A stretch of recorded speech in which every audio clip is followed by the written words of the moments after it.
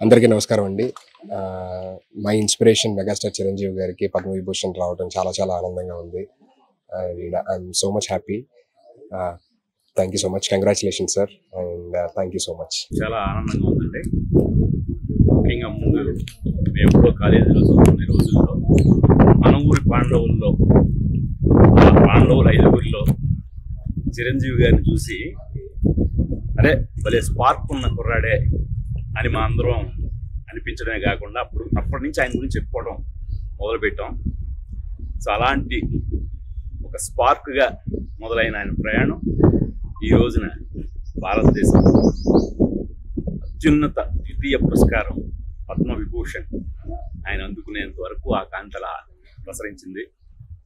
అది అలాగే ఉండిపోకుండా మన తెలుగు చిత్ర పరిశ్రమ అంతా కూడా వెలుగులతో ఆయన వెలుగులతో వ్యాపింపజేసి మనందరినీ ఈ రోజున చాలా ఆనందానికి గురి చేసింది.